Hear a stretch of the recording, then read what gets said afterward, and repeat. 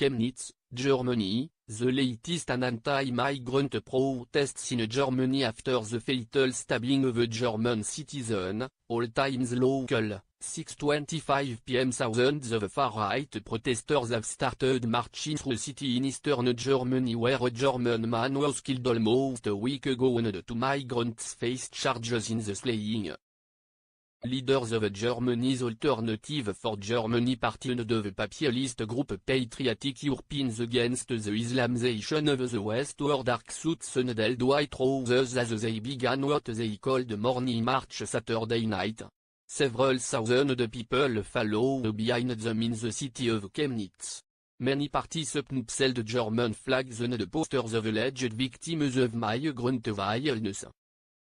Large numbers of police officers lined the streets while watching to keep the far-right crowd away. An earlier protest against anti-foreigner sentiment that drew about 2,000 participants, according to the German news agency DPA. The opposing camps confronted one another violently in Chemnitz on Monday, shaking people in other parts of Germany on 5:20 p.m.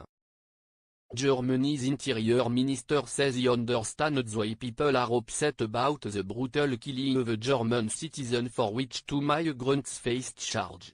The Funk Media Group quoted Interior Minister Horst Seehofer as saying that despite the fear and anger, there's no excuse for violence in Chemnitz, the Saxony city where the slaying happened 6 days ago. Seehofer's tough stance on migration has put him at odds with German Chancellor Angela Merkel. However, he stressed a message of unity as far-right groups prepared to hold more anti-migrant protests in Chemnitz. He said, "We need a strong state and we have to do everything politically to overcome the polarization and the division of our society." _4:35 p.m. Emboldened far-right activists in eastern Germany hope protest join in establishing groups announces the arrival of a nationwide anti-migrant movement to challenge the political establishment. Several groups scheduled rallies Saturday in the city of Chemnitz over the August 26 killing of a German citizen, allegedly by migrants from Syria and Iraq. The 2 largest groups invited concerned citizens to join them later as they converged for the first time, hoping a broader far-right drive emerges from their display of unity. Counter protesters organized rival rallies that could test authorities' ability to keep the peace. The opposing camps confronted one another in Chemnitz on Monday, and the scenes of vigilantes chasing foreigners in the city's streets have shocked people in other parts of Germany since then. The increasingly open displays of anti-migrant sentiment and violence reflect Germany's ongoing effort to come to terms with an influx of more than 1 million refugees and migrants seeking jobs since 2015. _2:15 p.m. Germany's far-right is trying to make protests this weekend a watershed moment in which different nationalist groups, from lawmakers in the national parliament to Hitler-saluting skinheads, will come together in a national anti-migrant movement to challenge the political establishment. Several rallies by different far-right groups will merge on Saturday night, and organizers have invited concerned citizens to join the march as protesting the killing of a German man last week. Allegedly by migrants from Syria and Iraq. They are hoping that unity could signal the beginning of a broad far-right pact in eastern Germany. A rival rally by their opponents will test authorities' ability to keep the peace after scenes of vigilantes chasing foreigners in the city streets shocked Germany this week. The right blames the Chancellor Angela Merkel's decision to allow in hundreds of thousands of asylum seekers from war-torn countries like Syria, Iraq and Afghanistan for multiple problems. Some far-right supporters argue that migrants are responsible for an increase in serious crimes, especially attacks on women. The Anti-Migrant Sentiment has been particularly strong in Saxony, the state where Chemnitz is located, and the traditional strongholds of two groups that are seeking to launch a nationwide movement Saturday night. The Patriotic Europeans Against the Islamization of the West, or PAID, has held weekly rallies in Saxony, the capital of Dresden, for several years. The far-right Alternative for Germany party, or AfD, received almost a quarter of the Saxony vote in Germany's national election. PAID's strength had fizzled in recent years while groups like AfD successfully used anti-Muslim to propel themselves into federal and state parliaments across Germany. The stabbing death of the 35-year-old man in Chemnitz 6 days ago provides the provincial group an opportunity to reactivate its base. The share of foreigners in Saxony remains below the national average, although concerns about foreigners committing crimes are particularly high in the eastern state.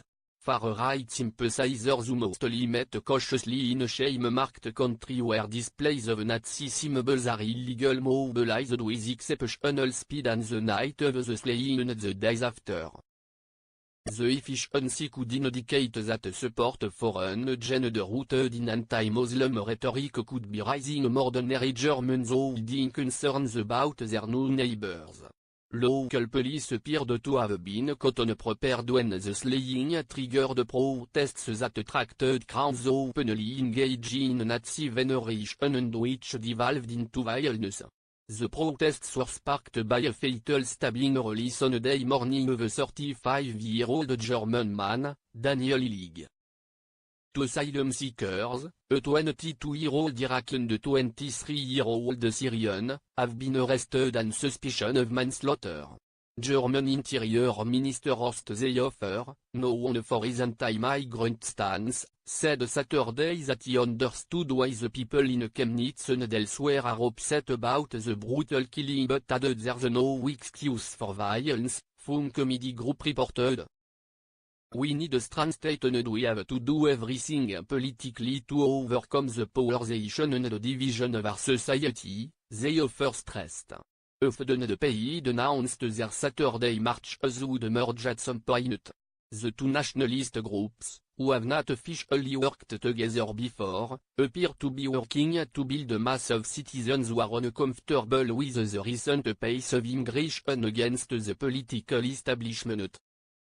Protesters attending a rally organized by Third Group, pro-Chemnitz, said they would join the combined demonstration, German news agency reported. Some 1,500 people marched over to the announced location of the night event while shouting "We are the people and Merkel needs to go," the PE said.